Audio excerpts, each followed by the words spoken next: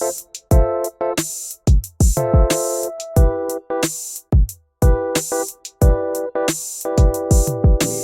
주간의 예수님의 행적에 대해서 같이 한번 보겠습니다. 이사야서 53장 4절로 7절 말씀을 순서지에 적어놨는데요. 같이 한 목소리 봅시다. 그는 실로 우리의 질고를 주고 우리의 슬픔을 당하였거늘 우리는 생각하기를 그는 증거를 받아 하나님께 맞으며 고난을 당한다 하였느니라. 그가 찢은 우리의 허물 때문이요 그가 상함은 우리의 죄악 때문이라. 그가 징계를 받음으로 우리는 평화를 누리고 그가 채찍에 맞음으로 우리는 나음을 받았도다. 우리는 다 양 같아서 그릇 행하여 각기 제 길로 갔거늘 여호와께서는 우리 모두의 죄악을 그에게 담당시키셨도다. 그가 번역을 당하여 괴로울 때에도 그의 입을 열지 아니하였으며 마치 보수정으로 끌려가는 어린 양과 털 깎는 자 앞에서 잠잠한 양같이 그의 입을 열지 아니하였도다.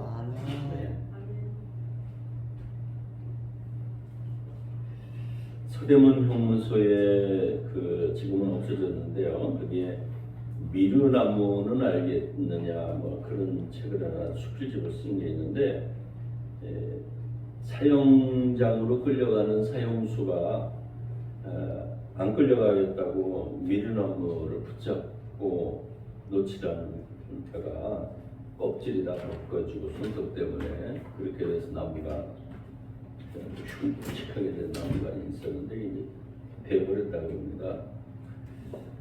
일제시대의 독립운동가들도 거기서 많이 죽었죠. 유관순 여사도 죽었고. 그런데 그런 참 비참한 역사를 알고 있는데 사람이 위기에 처하면 잠잠할 수가 없는 모양이에요. 소리 지르거나 원망하거나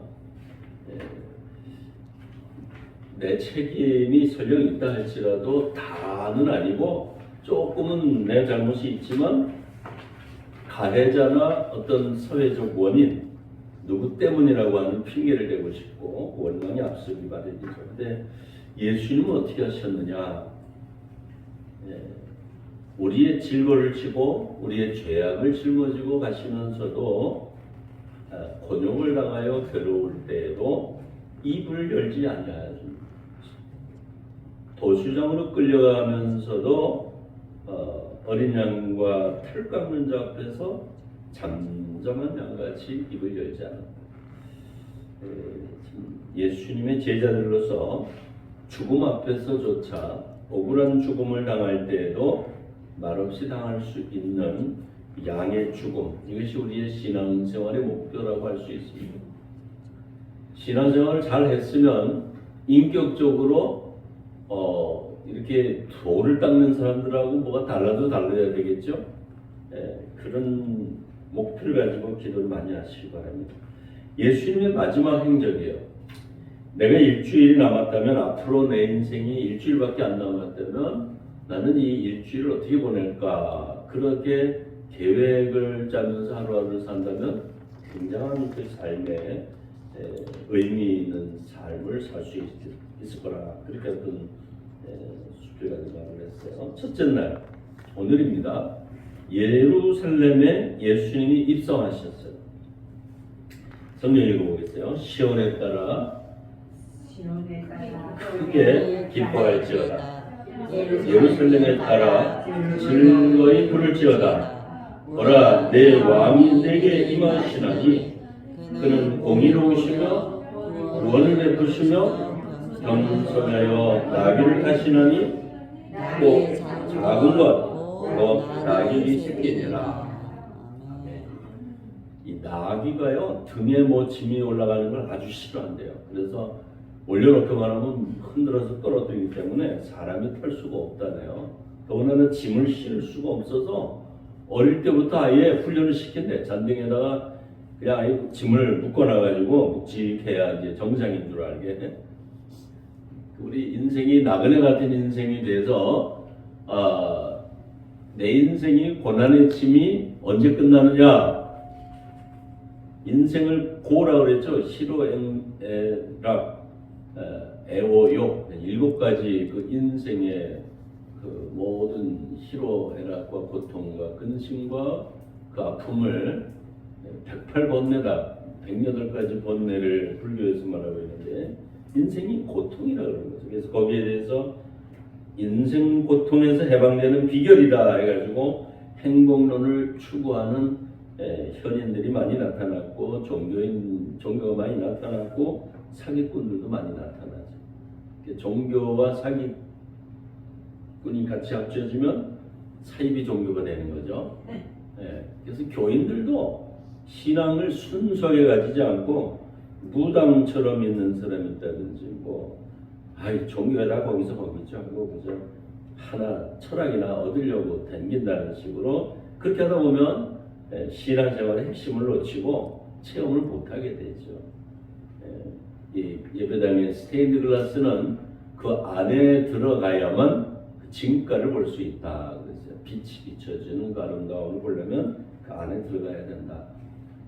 밖에서는 이러쿵저러쿵 할 수 있지만 실제로 예수님 안에 들어가서 예수님을 만난 다음에 기독교가 어쩌고 교회가 어쩌고 말할 수 있으면 그 사람의 말을 좀 귀담아 들을 만하죠.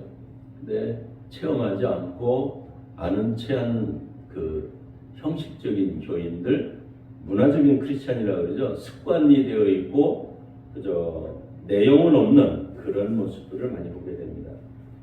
이 나귀가 짐을 흔들어서 떨어뜨리려고 하는데 예수님을 올려놓은 이 어린 나귀가 경험이 없는 나귀가 예수님을 태우고 온전히 예루살렘 향해 걸어갔다. 이 기적 중에 기적인 거죠. 그래서 교회에서도 보면 경험이 많은 교인들도 봉사를 잘하지만 교회 처음 오고 첫사랑에 감격하고 감사해서 내 인생이 변화됐다 생각을 해서 교회에서 충성하고 열심히 내고 전도 잘하는 분들을 보게 돼요. 오래 믿은 분들보다는 그저 처음 믿는 사람이 전도 잘하는 수가 많아요. 왜냐?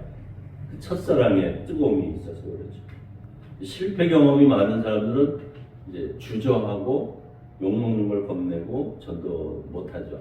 그러다 보니까 점점 믿음에서 뒤처지는 경우를 보게 돼. 낙심하게 되고 내 믿음이 별거 아니구나. 실망에 빠지게 됩니다. 남들과 비교하게 되니까. 어린 나귀는 그런 게 없죠. 자, 또 한 가지 여기서 생각하는 거는 이 나귀의 입장에서 보면요. 수많은 사람들이 박수 쳐주고 호산나 외치면서 예수님을 환영했는데 나귀가 우쭐해가지고 혹시 나를 환영하는 건가 하고 생각하면 어떻게 될까요? 어린 나귀가 그럴 수 있죠. 경호원들이 대통령을 모시고 가면서 더 의시되면 어떻게 되는 건가? 오늘 교회에서 지도자들이 목사님을 위시해서 지도자들이 나귀 행세를 하는 게 좋을까요? 예수님 행세를 해야 될까요? 알아서 행동하세요. 그게 신앙생활에 제자 훈련 예수 잘 믿고 안만 얘기해봤자 가짜 예수가 되지 말고 작은 예수라도 되면 다행이에요. 근데 목동이 목자 행세를 해도 안 되겠죠. 주인 노릇하면 더 이상하겠죠. 주일날 예루살렘에 입성하는 그 예수님을 보면서 또 한 가지는 왜 예수님이 당나귀를 타고 인도했을까? 로마를 쳐부시는 독립군 대장으로 오셨으면 기치창검을 든 천군 천사를 거느리고 말이죠. 말을 타고 백마를 타고 예루살렘에 항복하라 하고 나타났으면 얼마나 멋있나 이거예요. 근데 그렇게 안 하고 그저 동네 애들 그저 구경꾼들 데리고 나귀 타고 예수님이 예루살렘 들어오신 게 뭘까? 이게 전쟁의 영웅으로 오는 게 아니라 정복자로 오는 게 아니라 하나님의 그 어린 양으로 죽기 위해서 오신 예수님의 희생 제물로 오시는 그 근본 모습을 봅니다. 평화의 임금 종으로 오신 예수, 고난당하러 오신 예수, 내 대신 죽으러 오신 예수. 그것이 종료주일의 핵심 메시지입니다. 공의로우시며 그랬어요. 공의라는 말이 성경에 많이 나오는데요. 공평과 정의를 말하는 거예요. 해보세요. 공의. 공평과 정의가 어떻게 다른가요? 정의는 똑같이 나눠주는 게 평등이에요. 평등. 그걸 정의라고 그러죠. 평등. 똑같이 나눠주는 거예요. 배부른 사람한테도 빵 한 조각 주고 배고픈 사람한테도 빵 한 조각 주고. 근데 공평이라고 하는 거는 가난한 사람에게는 1불만 내라 하고 돈 좀 많은 사람한테는 한 100불쯤 내라고 하고 그러면 그게 좀 공평한 것 아닐까요? 똑같이 100불씩 내고 비행기를 타라 이렇게 안 하고 돈 없는 사람은 무료로 태워준다든지 그렇게 해서 기회를 주는 거 이게 공평입니다. 공평. 정의는 핑계거리가 없어져요. 하나님 앞에서 하나님이 공평과 정의를 세워주시는 분이시다. 그 다음에 구원을 베푸신다. 겸손하신 분이시다. 스가랴 선지자가 예수님 오시기 전에 700년 전에 이런 예언을 하셨는데요. 이 예언의 말씀이 이루어진 거죠. 둘째, 월요일날 보겠습니다. 예수님이 예루살렘에 들어가셔서 저녁에는 감람산 기슭의 베다니 하우스에서 주무셨죠. 나사로의 집에서 주무시고 이튿날 성전에 가셔가지고 뭐라고 말하냐면은 이 집은 기도하는 내 집이다 이렇게 말씀드렸어요. 기도하는 집. 나를 성산으로 인도하여 기도하는 내 집에서 그를 기쁘시게 할 것이라. 기도함으로써 하나님을 기쁘시게 드리기 바랍니다. 교회 와시면은 기뻐하는 하나님이 기뻐하는 일을 해야 되는데 뭘 기쁘게 하는 거냐 하면 기도하는 시간이에요. 한번 24시간 180시간 일주일 동안에 기도하는 시간의 양을 재보세요.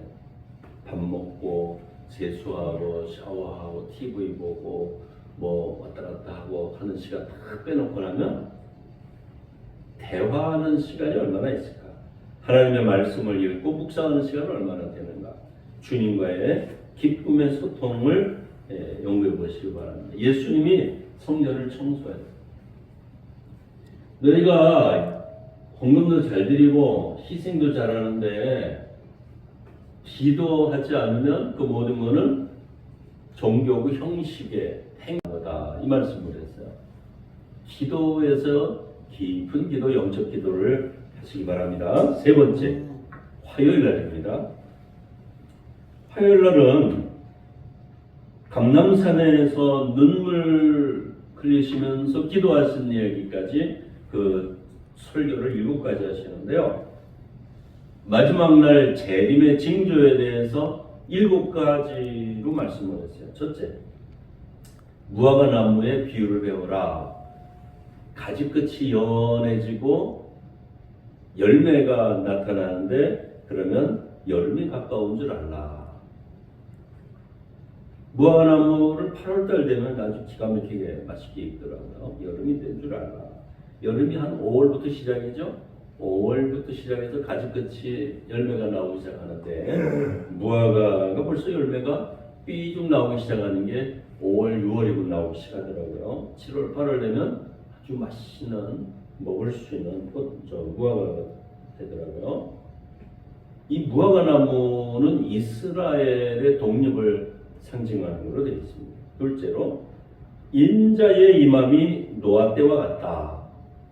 세상이 멸망한다고 해도 시집가고 장가가고 취직하고 사업을 새로 시작하고 집 짓고 배 만들고 그죠? 이것이 노아 때도 그러더니 지금도 그런다. 그래서 예수님이 재림하시는 순간이 언제일까? 누구나 다 아는 게 아니라 언젠가 오시겠지 하는데 대비하지 않을 때, 그럴 때 도적같이 임한다고 하니까 자다가 갑자기 불이야 그러면은 아이고 옷이라도 입고 자야 되겠지. 그때를 대비해서 속옷바람에 그냥 빌딩에서 막 뛰어내리는 사람 보니까 이야 생명이 더 귀하긴 하지. 근데 외출복을 다 챙겨 입고 뛰어내리긴 그렇고 그래서 잠옷을 입어야 되는가? 우리 신앙생활에서도 급할 때 허둥거리지 않도록 영적인 저력, 내적인 힘을 키우는 그런 성도가 되어야 할 줄로 믿습니다. 준비가 된 성도가 되어야죠. 자다가 불을 쓸 때 기름이 예비된 5처녀는 걱정이 없어. 불만 딱 붙이면 등잔에 불이 붙는데 기름이 없는 사람은 아이고 기름 사러 허둥댔다 그 말이죠. 그래서 신앙의 현주소는 옆에 사람은 몰라요. 본인만 아는 거예요. 하나님과의 관계에서 노아 때와 같은 때를 당할 때 당황하지 않도록 준비하면서 기다리는 그런 자세가 필요하다. 둘이 맷돌질을 하는데 한 사람은 데려가고 한 사람은 버려둔다. 둘이 잠을 자는데 한 사람은 버려두고 한 사람은 데려간다. 무섭죠? 하나님이 야 나를 데려가 주시면 감사한데 내가 사랑하는 사람은 옆에 없다 그러면 그것도 문제고 아니 내 식구는 하나 들림받았는데 나 혼자 남으면 그것도 기가 막힌 일 아니겠어요? 가족을 위해서 친구를 위해서 사랑하는 사람을 위해서 기도 많이 하시기 바랍니다. 교회 올 때도 혼자 오는 사람들은 여기에 해당되는 거야. 그죠? 오늘 다행히 혼자 오는 사람 아무도 없으신가요? 아이고. 누구라도 옆에 앉히고 와요. 알았지?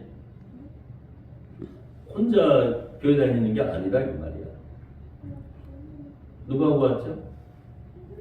선생님이랑 왔지. 천사와 함께 동행하시고 주의 택한 백성과 함께 하시고 나보다 나은 사람과 함께 하면 배울 점이 있고 나보다 믿음이 현찮은 사람을 만나면 도와줘야 되고 꼭 필요하죠. 그런 삶으로 데려감을 당하지 버림받은 자가 되서는 안 되겠다. 넷째로 충성되고 지혜 있는 종과 악한 종이 있어요. 악한 종은 뭐죠? 게으르고 자기 목적을 위해서 하는 사람. 교회에서도 좀 베풀려 오는 사람이 있는가 하면 챙겨가는 사람이 있다 그러면은 사람들이 다 알고 흉을 본단 말이에요. 나만 모르는 게 아니고. 다 같이 합시다. 좋은 거 있으면 남을 먼저 생각한다. 교회를 먼저 생각한다. 알았죠? 맛있는 거 먹을 때 누구 생각하라고? 교회를 먼저 생각한다. 아이고 내가 교회라고 그랬지만 목사님을 생각하라 이거지. 아니 교회 일 신나서 하게 그래야 될 거 아니겠죠? 네, 안 그래요? 아멘. 아이고 참. 그걸 악한 종이라 그랬다 이거 말이야. 충성되고 지혜 있는 종. 악한 종 그랬는데 여기서는 지혜 있는 사람은 벌써 칭찬받고 고마워하죠. 남들이 지혜. 그렇죠? 덕을 세우는 거. 지혜는 뭐냐면은 경우에 딱 맞는 그런 아주 참 필요한 일, 고마운 일. 이게 지혜롭고 덕스럽다고 말하고요. 정리해서 악하다 하는 말은 아이고 하나님이 기대했던 데서 미달된다 그런 뜻이에요. 오케이. 5번째 10처녀 중에 5처녀와 구별되는 또 다른 5처녀가 있었죠. 어떤 처녀가 되고 싶으세요? 기름 가득 넣은 처녀. 잠자는 처녀는 정리해 보니까 예수님이 비유로 말씀하시는데 다 졸며 잘세 이렇게 되어 있어요. 5명은 긴장하고 보철 쓰고 깨어 있었는데 5명은 기분 좋게 널브러져서 자고 있었다. 이런 말이 아니에요. 다 졸며 잘세 그랬어요. 목사님도 졸고 장로님도 주무시고 그죠? 신앙이 다 기운이 빠져가지고 아유 어제도 안 오셨는데 오늘도 안 오시겠지 그리고 신나게 편안하게 하루가 지나간다고 하면 긴장감이 떨어지지 않겠어요. 근데 군인들 같으면은 한밤중에 자다가도 호랑이가 확 불면서 비상 그러면은 어디에 양말이 있고 어디에 철모가 있고 어디에 총이 있고 알아요 몰라요? 본능적으로 착착착 챙기잖아요. 군인들 중에 특공대 군인들이 나 있어봤는데 최전방 군인은요 5분 대기조가 있는데요 5분 안에 벌써 척 챙겨 입고 어디까지 올라타야 돼요? 자동차가 출발할 때까지 준비가 완전히 끝나요. 대단하죠? 대단해요. 5분이면 잠자다 말고 5분이면 벌써 출동하는 차 안에 올라 앉아 있어요. 5분 후에 부르릉 하면 그 차에서 못 올라타면 그 군인은 영창을 가요. 그 부대에서 탈락이에요. 5분 대기죠. 우리 신자들이 그 정도가 된다 그러면은 이 평범한 교회에서는 쉽지 않겠죠. 어디서 해야 될까요? 이단 교회 가면 그런 사람 많아요. 많아요. 기도원 같은 데 가면 많아요. 기왕에 내가 은혜 받으러 왔는데 제가 고등학생 때가 하늘산 기도원에 갔는데요. 그때 이천성 목사님이 그런 얘기 하더라고요. 이 산에 온 사람들은 강아지든 고양이든 다 방언을 하고 내려간다고. 이야, 이거 이제 방언을 잡아보고 싶은 사람은 소나무 뿌리 하나씩 뽑고 가라고. 소나무 뿌리가 그렇게 뽑기가 어렵다죠. 난 뽑아보지 않았는데 못 뽑는데요. 뿌리가 깊이 뱉혀가지고 그 정도로 열정을 다하라 그런 말씀이었죠. 야, 10처녀가 다 졸려 잤다 그랬어요. 그런데 차이가 있어요. 뭐죠? 5명의 처녀는 기름이 등잔에 기름이 있었고 5명의 처녀는 등잔에 기름이 있는지 없는지 관심도 없었지. 불을 폈어 그냥 있을 줄로 믿습니다. 그리고 근데 믿습니다가 두돈한 거예요. 이건. 믿음이라고 하는 거는 행위가 수반돼야 한다는 걸 증명하죠. 등잔에 불을 폈는데 형, 내 불이 꺼져가는데 기름 좀 꺼주라, 나눠주라 이렇게 말하는 겁니다. 남편의 기름 가지고 부인이 등잔을 킬 수 있나요? 부인의 기름 가지고 남편이 등잔을 킬 수 있나요? 등잔불이 꺼져갈 때는 소용없어요.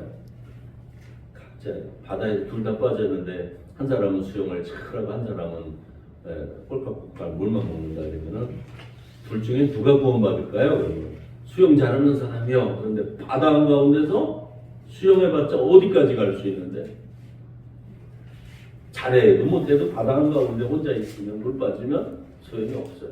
구원자가 빨리 전화를 걸어가지고 장로님 나 좀 데리러 와요. 그래야 된다고요. 그렇죠? 쉽지 않은 거예요. 그 정도. 그러니까 기름이 꺼져가니 등잔불에 기름을 끌어당기는 어리석은 처녀가 되지 말라 이럴 거예요. 그러니까 이건 영적으로 믿음을 각자 자기 몫이 있어요. 꼭 확인하시고 채우시기 바랍니다. 아멘. 6번째는 탤런트, 이 달란트 비유인데요. 달란트는 2달란트가 있고 5달란트 받은 사람이 있는데 1달란트 받은 사람도 있었어요. 5달란트 받은 사람은 장사를 잘해가지고 몇 달란트 남겼죠? 또 5달란트. 2달란트 받은 사람은 또 장사를 잘해가지고 얼마큼? 또 2달란트 남겼어요. 1달란트 받은 사람은 이까지 뭐 별거 아닌데 투자했다가 망하면 안 되니까 땅속에 파묻었다가 1년 후에 도로 그걸 가지고 왔어요.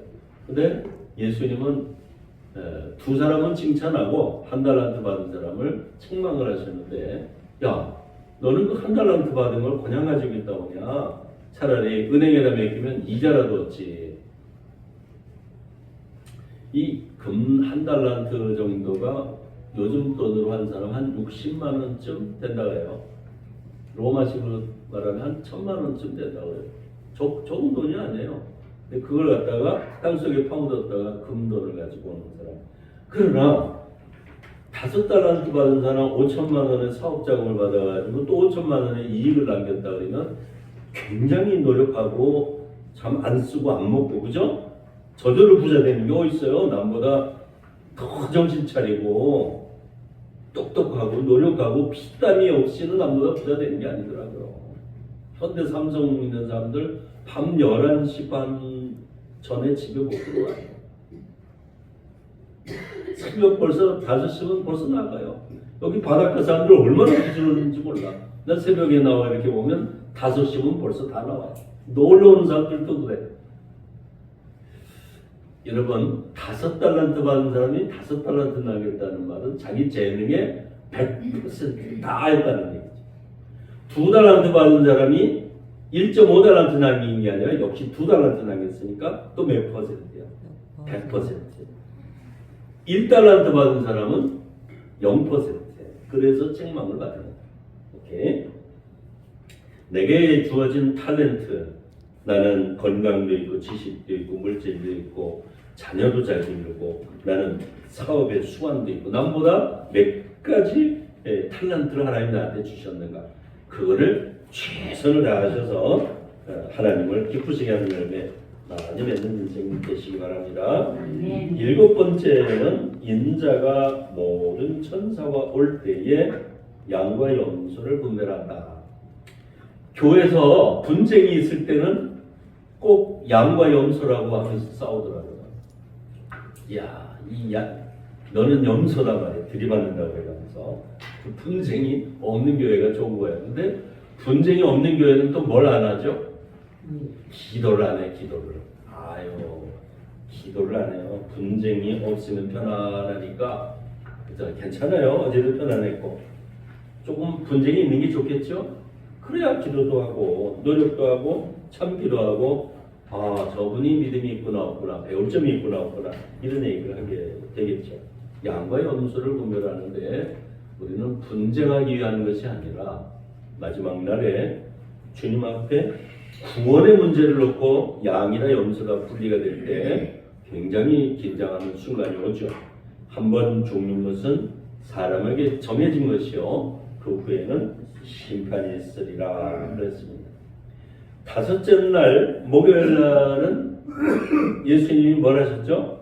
성찬식, 성만찬을 제정하셨고, 너희는 모일 때마다 이 성례를 행하여 나의 죽음을 어떻게 해라? 기념해라. 기념해라. 이게 12세기에는요, 사제가 축복을 하면은 포도주가 아니라 이제부터 뭐다? 예수님의 피가 되는 거다. 그래가지고 흘리지도 않게 하고 엎지르지도 않게 하고, 그거 성찬식 끝난 다음에 남으면 누가 다 먹어요? 다 사제가 먹도록 했어요. 그랬더니 사제들 중에 뭐가 많이 생겼는지 알아요? 알코올 중독이 생겼어요.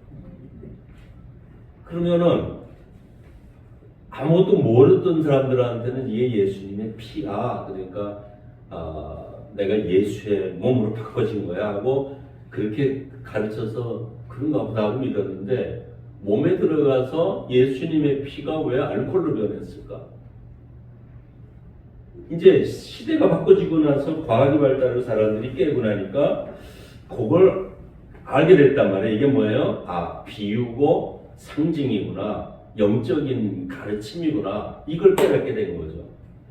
그러니까 여러분도 어떻게 믿는 것이 신앙생활에서 어디까지가 상징이고 비유인지. 근데 사랑해라 하는 게 비유야 이러고 있으면 뭐야, 사랑이 또 뭐야, 해석을 자꾸 길게 하잖아요. 인간적으로 그냥 사랑하라면 사랑하고, 실천해라면 나눠주라면 나눠주고, 1차적으로 문자적으로 해석을 해보고, 그리고 영적인 의미도 찾아보고, 비유가 아니면 말씀하지 않았다면 예수님의 그 말씀을 보면서 이 비유에 대해서 분명한 깨달음이 있기를 바랍니다. 한 여자가 매우 귀한 향유옥합을 예수님에게 부었죠. 예수님의 장례식을 예비한 거죠. 누가 교회에 헌금을 많이 드리면 시기하고 질투하고 미워하는 사람까지 있어요. 저걸 갖다가 가난한 사람들 나눠주지. 예수님 때 똑같은 얘기가 있었던 거죠. 그분의 신앙과 사랑의 표현인 걸 존중하시기를 바랍니다. 가룟 유다의 배신은 뭐냐? 하루에 다 이루어지죠. 이 성찬을 제정하신 날에 예수님이 제자의 발을 씻기신 걸 기억하십시오. 내가 네 발을 씻기지 않으면 너는 나와 상관이 없다 그러셨어요. 그러니까 회개, 2가지 목욕을 해요. 하나는 구원을 위한 회개가 있고, 2번째는 성화를 위한 회개가 있다. 반성이 아닙니다. 죄를 씻는 거죠. 목욕을 했고 치카치카 이를 닦았다고 해서 나는 깨끗한 것이 아니라 하루에 어디 밖에 나갔다 왔으면 손발이라도 닦아야 되죠. 그런 겁니다. 그날 밤에 예수님이 마지막으로 겟세마네 동산에서 뭘 하셨죠? 기도하셨죠. 예.